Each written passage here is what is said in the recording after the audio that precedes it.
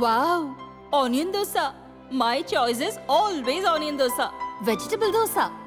It's my choice. Podi dosa. My choice is podi dosa. Wow! Masala dosa. It's always my choice. Dosa வகைகளில் ஒவ்வொருவருக்கும் ஒவ்வொரு choice இருக்கலாம். ஆனால் எல்லா வகை தோசைகளுக்கும் ஒரே சாய்ஸ் இதயம். வணக்கம். செய்திச் சுருக்கம். வெளியே வந்தார் ஹேமந்த், பூரிப்புடன் வரவேற்ற கல்பனா. ஜார்க்கண்ட் மாநிலம் ராஞ்சியில் 266 கோடி மதிப்புள்ள 8.8 ஏக்கர் அரசு நிலத்தை சட்டவிரோதமாக கையகப்படுத்தியதாக ஜார்க்கண்ட் முக்தி மோர்ச்சா தலைவரும் முன்னாள் முதல்வருமான ஹேமந்த் சோரன் மீது குற்றச்சாட்டு உள்ளது. இந்த விவகாரத்தில் சட்டவிரோத பண பரிவர்த்தனையில் ஈடுபட்டதாக ஹேமந்த் சோரனை ஜனவரி 31ஆம் தேதி அமலாக்கத்துறை கைது செய்தது. தொடர்ந்து அவர் முதல்வர் பதவியை ராஜினாமா செய்தார். ராஞ்சியில் உள்ள பிர்சா முண்டா சிறையில் அடைக்கப்பட்ட அவரிடம் அமலாக்கத்துறையினர் தொடர்ந்து விசாரணை நடத்தினர். கடந்த 5 மாதங்களாக சிறையில் இருந்த சோரன் ஜாமீன் கோரி ராஞ்சி கோர்ட்டில் மனு தாக்கல் செய்தார். அவரது மனுவை நீதிபதி மண்டோபாத்தியா விசாரித்தார். இவ்வழக்கில் தனக்கு எந்த தொடர்பும் இல்லை என சோரன் தரப்பு வழக்கறிஞர் வாதிட்டார். எனினும் ஹேமந்த் சோரனுக்கு ஜாமீன் வழங்க அமலாக்கத்துறை கடும் எதிர்ப்பு தெரிவித்தது. கடந்த வாரம் விசாரணை நிறைவடைந்த நிலையில் சோரனுக்கு ஹைகோர்ட் இன்று ஜாமீன் வழங்கியது. இந்த வழக்கில் ஹேமந்த் சோரனுக்கு நேரடி தொடர்பு இருப்பதற்கான முகாந்திரம் இல்லை என கூறி நீதிபதி கூறியுள்ளார். அதைத் தொடர்ந்து பிர்சா முண்டா சிறையிலிருந்து ஹேமந்த் சோரன் வெளியில் வந்தார். மனைவி கல்பனா சோரன் மகிழ்ச்சியோடு கணவரை வரவேற்றார். கட்சி நிர்வாகிகள் தொண்டர்களை பார்த்து கையசைத்து வரவேற்பை ஹேமந்த் சோரன் ஏற்றுக்கொண்டார். வீட்டுக்கு சென்ற ஹேமந்த் சோரனை தாய் குடும்ப வழக்கப்படி வரவேற்றார். உடல்நலம் குன்றிய நிலையில் இருக்கும் தந்தை சிபு சோரனிடம் ஆசி பெற்றார். வயதான அப்பாவிடம் உடல்நலம் விசாரித்த ஹேமந்த் சோரன் அவரது கைகளை பற்றி பாசத்துடன் பேசினார். ப்ளீஸ், சபையை நடத்த விடுங்க. கையெடுத்து கும்பிட்டு Deve Gowda. I make an appeal to all these members to see that let the house go smoothly. That's all, sir, what I can appeal. ஜனாதிபதி உரைக்கு நன்றி தெரிவிக்கும் தீர்மானம் மீதான விவாதம் ராஜ்யசபாவில் நடந்தது. பாரதிய ஜனதா எம்பிக்கள் சுதான்சு திரிவேதி, ஜிதேந்திரா சிங் உள்ளிட்டோர் பேசினர். அப்போது குறுக்கிட்ட காங்கிரஸ் எம்பி மல்லிகார்ஜுன கார்கே நீட் முறைகேடு விவகாரம் குறித்து விவாதிக்க வேண்டும் என்றார். ஜனாதிபதி உரைக்கு நன்றி தெரிவிக்கும் தீர்மானத்திற்கு பிறகு பரிசீலிப்பதாக சபைத் தலைவர் ஜக்தீப் தன்கர் கூறினார். அதை ஏற்காமல் எதிர்க்கட்சியினர் அமளி செய்தனர். ராஜ்யசபா பகல் 12 மணி வரை ஒத்திவைக்கப்பட்டது. மீண்டும் சபை கூடியதும் ராஜ்யசபா துணைத் தலைவர் ஹரிவன்ஸ் சபையை வழிநடத்தினார். பாரதிய ஜனதா எம்பி சுதான்சு திரிவேதி தன் உரையை தொடர்ந்தார். அவரை பேச விடாமல் எதிர்க்கட்சி எம்பிக்கள் தொடர்ந்து கூச்சலிட்டனர். 3 बार स्पष्ट बहुमत प्राप्त करके वो कार्य किया है जो पंडित जवाहरलाल नेहरू जी के रिकॉर्ड की बराबरी कर ली और इसलिए शायद हमारे विरोधियों. ஒரு கட்டத்தில் மதச்சார்பற்ற ஜனதா தளம் எம்பியும் முன்னாள் பிரதமருமான தேவகவுடா தமக்கு பேச வாய்ப்பளிக்க கேட்டார். ஹரிவன்ஸ் வாய்ப்பளித்தார்.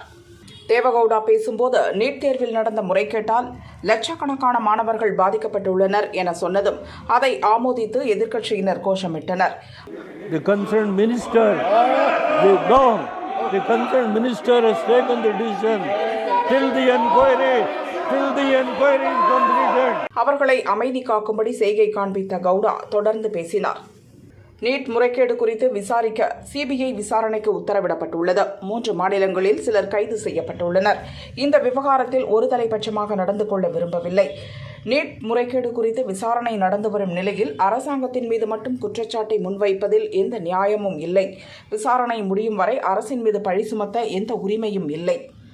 இங்கு இருக்கும் மூத்த உறுப்பினர்களே இப்படி அமளியில் ஈடுபடுவது சரியானதல்ல. தயவு செய்து விசாரணை முடியும் வரை பொறுமையாக இருங்கள். சபை நடவடிக்கைகளை சுமூகமாக நடக்க விடுங்கள் என்று தேவகவுடா கையெடுத்து கும்பிட்டு கேட்டார்.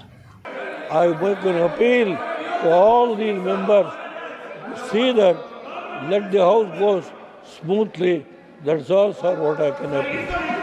एजेक्स प्राइम मिनिस्टर बहुत मैच्योर्ड माननीय देवगौड़ा जी देश. முன்னாள் பிரதமர் மூத்த உறுப்பினர் வயதில் மூத்தவர் சொல்லியிருக்கிறார்.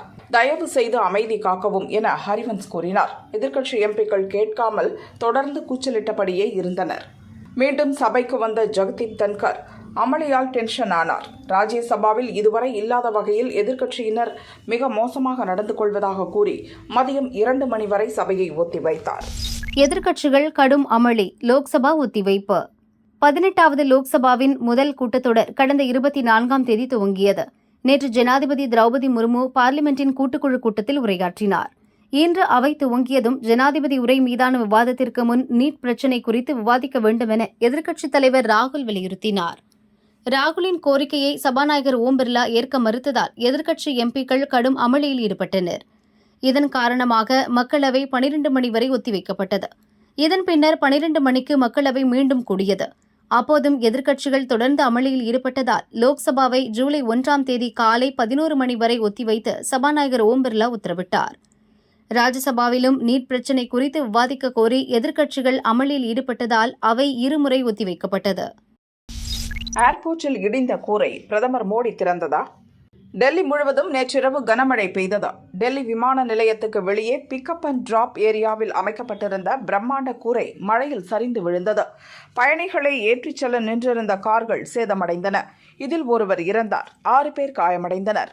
இந்த சம்பவத்துக்கு காங்கிரஸ் தலைவர் மல்லிகார்ஜுன கார்கே, பொதுச் செயலாளர் பிரியங்கா கண்டனம் தெரிவித்தனர். இடிந்து விழுந்த கூரை அமைந்துள்ள முனைய கட்டடம் கடந்த மார்ச் மாதம் பிரதமர் மோடியால் திறக்கப்பட்டது. ஊழல் மற்றும் திறமையற்ற மோடி அரசால் உயிர் பலி நடந்துள்ளது என கார்கே பதிவிட்டிருந்தார். சம்பவ இடத்தில் ஆய்வு செய்த மத்திய விமான போக்குவரத்து அமைச்சர் ராம் மோகன் நாயுடுவிடம் கார்கே குற்றச்சாட்டு பற்றி நிருபர்கள் கேட்டனர். கார்கே தவறான தகவலை பகிர்ந்துள்ளார். பிரதமர் மோடி திறந்து வைத்த கட்டடம் ஏர்போர்ட்டின் இன்னொரு பக்கம் உள்ளது. மழையில் இடிந்து விழுந்த கூரை 2009ஆம் ஆண்டில் கட்டப்பட்ட பழைய கட்டடம் என அமைச்சர் ராம் மோகன் நாயுடு விளக்கம் அளித்தார். 2009 and in 15 years it has collapsed. Like you have said, this structure has been built in 2009 and what we have asked the DIAL, Delhi International Airport Limited also, is to do a verification inspection from their side, but we are not just leaving it up to themselves. The ministry, from the ministry we have DGCA also, which underlooks the safety aspect, so they will also be supervisioning this inspection and they will also give us a report. And from our ministry side, I can assure you that this is taken as a very serious incident also, not just in this airport but across the country. Any airports that are with similar structures, we will have to go through them all again and we will do a thorough checking of all the necessary airports that can come under our purview, and we will take the necessary report and we will see if there is a requirement for an independent body also.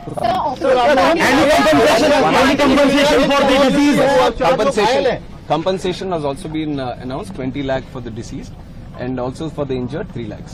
Opposition ये आरोप लगा रहा है कि जल्दबाजी में यहाँ पर इनॉग्रेशन किया गया था, तो इसके बारे में मैं क्लैरिफिकेशन दे दूं कि जो प्रधानमंत्री साहब जो इनॉग्रेट किया वो दूसरा बिल्डिंग है, दूसरी तरफ है. जो यहाँ कोलैप्स हुआ है वो 2009 में 2009 में पुरानी बिल्डिंग है, 2009 में जो उस टाइम ओपन हुआ था, तो उसके ऊपर जो इंस्पेक्शन करना है वो अभी करवाएंगे. டெல்லி சர்வதேச விமான நிலையத்தை இந்திய விமான நிலைய ஆணையத்துடன் இணைந்து GMR குரூப் கட்டியது. இடிந்து விழுந்த கூரையை கட்டும் பணியை வேறொரு தனியார் நிறுவனத்துக்கு GMR குரூப் வழங்கியது என மத்திய அரசு வட்டாரங்கள் தெரிவித்தன. நீட் விலக்கு கோரும் தீர்மானம் திமுக அரசின் அரசியல் நாடகம். தமிழக எதிர்க்கட்சித் தலைவர் பழனிசாமியின் அறிக்கை. 38 எம்பிக்களை வைத்திருந்த போது நீட் விலக்கு பெற துரும்பை கூட திமுக கிள்ளி போடவில்லை. இப்போது 40 எம்பிக்கள் இருந்தும் பார்லிமென்ட்டில் நீட் தொடர்பாக தீர்மானம் கொண்டு வராமல் மீண்டும் 3வது முறையாக சட்டமன்றத்தில் தீர்மானம் கொண்டு வந்ததால் என்ன பயன்? இந்த தீர்மானம் திமுக அரசின் மற்றொரு அரசியல் நாடகம்.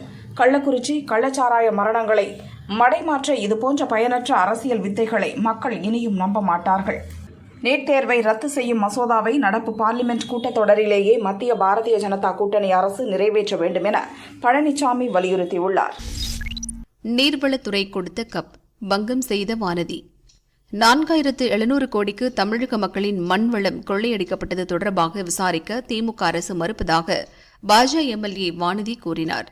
நீட் தேர்வு தொடர்பான மாண்புமிகு முதலமைச்சரோட தீர்மானத்துக்கு என்ன விளக்கம் பாரதிய ஜனதா கட்சி சார்பில் கொடுக்கணுமோ அதை அண்ணன் திரு நயினா நாகேந்திரன் அவர்கள் இங்கே குறிப்பிட்டார். இது இல்லாமல் நாங்கள் நேற்று மாலை கவன ஈர்ப்பு தீர்மானத்தையும் கொடுத்துருந்தோம். இன்று செய்தித்தாள்கள் எல்லாம் வந்திருக்கு. இது தொடர்பான விஷயங்கள் கடந்த 4-5 மாதங்களாக வந்துட்டு இருக்கு. தமிழகத்தினுடைய இயற்கை வளம் மணல் கொள்ளை எப்படி நடந்துட்டு இருக்கு அப்படின்னு. இது ஏதோ ஒரு சில இடங்கள்ல ஒரு சிலர் ரிப்போர்ட் பண்ணாங்க, இல்ல அவங்களோட குற்றச்சாட்டு சொன்னாங்க அப்படிங்கிற மாதிரி இல்ல. அறிவியல் ரீதியாக இதை ஆராய்ந்து தமிழகத்தில் 4700 கோடி ரூபாய் அளவிற்கு தமிழக மக்களுடைய வளம் கொள்ளையடிக்கப்பட்டிருப்பதாக அமலாக்கத்துறை அதிகாரிகள் மாநிலத்தினுடைய டிஜிபிக்கு கடிதம் எழுதியிருக்காங்க. இது தொடர்பாக விவாதிக்க வேண்டும், தமிழக அரசு இதற்கு பதிலளிக்க வேண்டும் என்று நேற்று மாலை கவன ஈர்ப்பு தீர்மானம் கொடுத்தோம். ஆனால் இன்று அதை விவாதத்திற்கு எடுத்துக்கொள்வதற்கு சட்டப்பேரவைத் தலைவர் அனுமதி அளிக்க மறுத்துவிட்டார். இன்று தமிழகத்தில் ஒருபுறம் அரசாங்கம் வருமானத்திற்காக மதுக்கடைகளை நடத்தி கொண்டிருக்கிறது, இன்னொரு புறம் இந்த மாநிலத்தினுடைய இயற்கை வளமாக இருக்கக்கூடிய மணல், அது வெறுமனே ரிசோர்ஸ் மட்டும் பார்க்க முடியாது. ஏனென்றால் சுற்றுப்புற சூழல், புவி வெப்பமயமாதல், மக்களுடைய நீராதார பிரச்சனைகள், விவசாயம் சார்ந்த பிரச்சனைகள் எல்லாவற்றிற்கும் இந்த மணல் என்பது ஒரு காரணமாக இருக்கிறது. மணல் இருந்தாதான் ஆத்துல நீர் நிற்கும், கீழே கிரவுண்ட் வாட்டர் ரீசார்ஜ் ஆகும். ஆனால் அனுமதிக்கப்பட்ட இடங்களை விட மிக மிக அதிகமான அளவில் தமிழகத்தில் மணல் கொள்ளை நடந்திருக்கிறது. அரசாங்கத்திற்கு சரியாக வருமானம் வராமல் அதில் இடையில் இருப்பவர்கள் கோடிக்கணக்கான ரூபாய் சாப்பிட்டிருக்காங்க. இது பற்றி விவாதிப்பதற்கு தமிழகம் இந்தியாவிலேயே நம்பர் 1 மாநிலம், இந்தியாவுக்கே வழிகாட்டுற மாநிலம் எல்லாம் உள்ள உட்கார்ந்து பேசிட்டு இருக்காங்க. இதை பத்தி ஏன் விவாதிக்க மறுக்கிறார்கள்? இது பற்றி ஏன் தமிழக அரசு விளக்கம் கொடுக்க மறுக்கிறது? எதற்கெடுத்தாலும் மாநிலத்திற்கு சுயாட்சி இருக்கு, மாநிலத்தில் நாங்க எங்களோட விஷயத்துல தலையிடுறாங்கன்னு பேசுற திராவிட முன்னேற்ற கழகத்தோட தலைவர்கள் அமலாக்கத்துறை மாநிலத்தில் இருக்கக்கூடிய மாவட்ட ஆட்சியாளர்களுக்கு சம்மன் அனுப்பி இன்று மாநில அரசோட அதிகாரத்தில் இருக்கிறவங்க எல்லாம் கூப்பிட்டு பதில் கேட்கிறாங்களே, அப்ப இதற்கான விளக்கத்தை ஏன் தமிழக அரசு அளிக்க மறுக்கிறது? அதனால் மணல் கொள்ளை விஷயத்தில் சம்பந்தப்பட்ட நபர்கள் மீது உடனடியாக நடவடிக்கை எடுக்க வேண்டும். அமலாக்கத்துறை எடுக்கின்ற நடவடிக்கை தொடர்பாக வெள்ளை அறிக்கையை தமிழக அரசு வெளியிட வேண்டும் எனவும் பாரதிய ஜனதா கட்சியின் சார்பில் கேட்டுக்கொள்கிறோம். இன்றைக்கு நீர்வளத்துறை சார்பாக எல்லா சட்டமன்ற உறுப்பினர்களுக்கும் ஒரு அழகான கப்பு கொடுத்திருக்காங்க. ஒரு கப்பு கொடுத்திருக்காங்க, தெரியுதுங்களா? ஒரு காலி கப்பு கொடுத்திருக்காங்க. தமிழக அரசுக்கு நாங்கள் கோரிக்கை வைக்கிறோம், வரக்கூடிய காலத்துல இந்த கப்புல மணல் நிரப்பி நம்மோட வருங்கால தலைமுறைக்கு இதுதான் மணல்ல காட்டாம இருக்கிற சூழலை தமிழக அரசு ஏற்படுத்த வேண்டும் எனவும் கோரிக்கை வைக்கிறோம். சென்னையில் பதுங்கிய பயங்கரவாதி துப்பாக்கி முனையில் தூக்கிய போலீஸ்.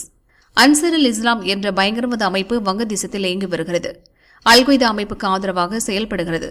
இந்த அமைப்பைச் சேர்ந்த ஹபிபுல்லா என்ற பயங்கரவாதியை கடந்த ஆண்டு மேற்குவங்க போலீசார் கைது செய்தனர். ஹபிபுல்லாவிடம் நடத்தப்பட்ட விசாரணையில் அனோவர் என்ற பயங்கரவாதிக்கும் தொடர்பு இருப்பது தெரிந்தது. அனோவர் மற்றும் ஹபிபுல்லா மீது உபா சட்டம், இந்திய அரசுக்கு எதிராக போர் தொடுத்தல் ஆகிய பிரிவுகளின் கீழ் மேற்குவங்க போலீசார் வழக்குப்பதிவு செய்தனர். அதன் பிறகு அனோவர் தலைமறைவானார். மேற்குவங்க போலீஸ் தனிப்படை அமைத்து தேடியது. அவர் சென்னையில் தலைமறைவாக இருப்பதை மேற்குவங்க உளவுத்துறை கண்டுபிடித்தது. இன்று சென்னை வந்த மேற்குவங்க போலீசார் தமிழக போலீசின் உதவியுடன் அனோவரை தேடினர். சென்னை விருகம்பாக்கத்தில் உள்ள ஹோட்டலில் பதுங்கியிருந்த அனோவரை துப்பாக்கி முனையில் கைது செய்தனர். இவர் மத அடிப்படைவாத இயக்கங்களின் ஆதரவாளராகவும் பயங்கரவாத அமைப்பின் உறுப்பினராகவும் இருந்துள்ளார். சென்னைக்கு தப்பி வந்து கோயம்பேட்டில் கட்டட வேலை, இஸ்திரி போடும் வேலைகளை செய்து வந்தார் என போலீசார் கூறினர். அனோவர் கொல்கத்தா அழைத்துச் செல்லப்பட உள்ளார். சென்னையில் அவர் தங்கியிருந்த இடங்களில் சோதனை நடத்தப்பட உள்ளது. மது விற்பனை குறைந்தது ஏன்? பெண் அதிகாரி கரார் கேள்வி. சேலம் மாவட்ட டாஸ்மாக் அதிகாரிகள் மற்றும் கடை மேற்பார்வையாளர்கள் ஆலோசனைக் கூட்டம் இன்று சேலத்தில் நடைபெற்றது. கூட்டத்தில் பேசிய முதுநிலை மண்டல மேலாளர் நர்மதா, சட்டவிரோதமாக நடைபெறும் மது விற்பனை மற்றும் கள்ளச்சாராய விற்பனை போலீசாருக்கு டாஸ்மாக் ஊழியர்கள் தெரிவிக்க வேண்டும் என்றார். அனுமதிக்கப்பட்ட நேரத்தில்தான் டாஸ்மாக் கடையை திறக்க வேண்டும் என டாஸ்மாக் ஊழியர்களுக்கு அறிவுரை வழங்கினார். ஒவ்வொரு டாஸ்மாக் கடைகளிலும் 20% அளவுக்கு விற்பனை சரிந்துள்ளதற்கு என்ன காரணம் என கேட்டார். சேல்ஸை பொறுத்தளவுக்கு அனாலிசிஸ் ஒரு பீரியாடிக்கலாக பண்ண சொல்கிறாங்க. சேல்ஸ் எப்படி போயிட்டு இருக்கு, ஏன்னா பீரியாடிக்கலாக நம்ம அனாலிசிஸ் பண்ணப்போ தெரிஞ்சுக்கும். இப்போ ஆத்தூரில் யாருக்கா சூப்பர்வைசர்ஸ் வந்திருக்கீங்க, ஆத்தூர் கூப்பிட சொல்லியிருக்கோம். ஹியர் ஆஃப்டர் உங்களுக்கு அது சம்மந்தமான தகவல் இருந்தால் உடனடியாக டிஎம்ஸ் கவனத்துக்கு கொண்டு வந்துருக்கு. ஏன்னா ரிப்போர்ட் பண்ணுறது நம்மளோட கடமை, நம்மளை தடுக்க சொல்லலை, தடுக்கிறது போலீஸ். நெகட்டிவ் க்ளோ ஷாப்ஸ்ன்னு சொல்லி ஒரு லிஸ்ட் எடுத்திருக்கோம். எதுக்காக எடுத்திருக்கோம்னா அந்த ஏரியாவில் கூட வேலை பார்க்க தகவல் கிடைச்சா உடனடியாக தகவல் கொடுக்க வேண்டியது உங்களோட கடமை. அதே மாதிரி எல்லா பாரதத்துக்கும் இன்சிஸ்ட் பண்ண சொல்லிப்போ இவங்களும் ஜஸ்ட் மானிட்டர் பண்ணிக்கோங்க. பல்க் சேல்ஸ் பண்ணாதீங்க இந்த நேரத்தில். ஏதாவது மொத்தமா கொடுத்ததுனால வந்து தேவையில்லாத விளைவுகளை ஃபேஸ் பண்ண வேண்டாம். பல்க் சேல்ஸ் பண்ண வேண்டாம். நான் எப்போதுமே நம்ம டிபார்ட்மெண்ட்ல ரிப்பீட்டடா சொல்ற ஒரு இன்ஸ்ட்ரக்ஷன் தான், கடை வந்து எத்தனை மணிக்கு திறக்கணும், எத்தனை மணிக்கு திறப்பீங்க, எத்தனை மணிக்கு போடுவோம், கரெக்டா ஃபாலோ பண்றோமா, அதுல ஏதாவது சேஞ்சஸ் இருக்கா இல்ல. அது மாதிரி உங்க கடையோட நீங்க பார் இருக்கிற இடத்துல அந்த பார் எத்தனை மணிக்கு க்ளோஸ் ஆகும் கரெக்டா. பிஓஎஸ்ல டிரான்சாக்ஷன்ஸ் நடக்கும், ஒர்க்கிங் கண்டிஷன்ல இருக்கணும், அதை என்ஷூர் பண்ணிக்கோங்க. மினிமம் இவ்வளவு எம்டிஆர் பிஓஎஸ்ல போடுறது அப்படிங்கிற மாதிரி மேனேஜ் பண்ணிக்கோங்க. எம்ஆர்பியை தக்கவரையும் பண்ணி DM has to control the situation அப்படின்னு சொல்லியிருக்கோம். அதே மாதிரி யார் தொடர்ந்து அதே மாதிரி வார்க்கான புக்க வேண்டியது எல்லாமே 5 வந்து அந்த வார்க்கான தொகையெல்லாம் வசூல் பண்ண சொல்லியிருக்காங்க. அதை ஜஸ்ட் வேக ஃபாலோ நிறைய வந்துட்டு தொடர்ந்து என்ன காரணம் அதிக அளவு கேரளா பாடி பக்கம் தான் வேலைக்கு போயிட்டு வராங்க. விடுமுறை காலங்களில் வராங்க. அப்புறம் விசேஷ வேலை போயிடலாம். சார் மாணவர்கள் வந்து நகராட்சி குப்பையெல்லாம் வந்து கடை பரவலே வராங்க.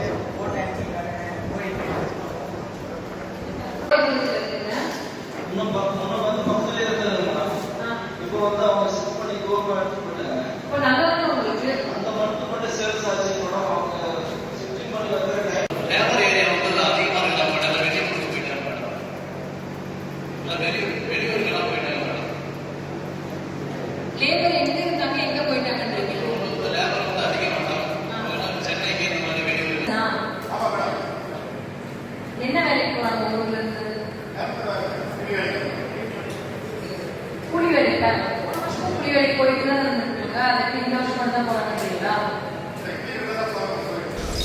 முனியப்பன் கோயிலுக்கு 90 கோடி ரூபாய் காணிக்கை. தருமபுரி மாவட்டம் பென்னாகரம் அருகே பி அக்ரஹாரத்தில் முனியப்பன் கோயில் உள்ளது.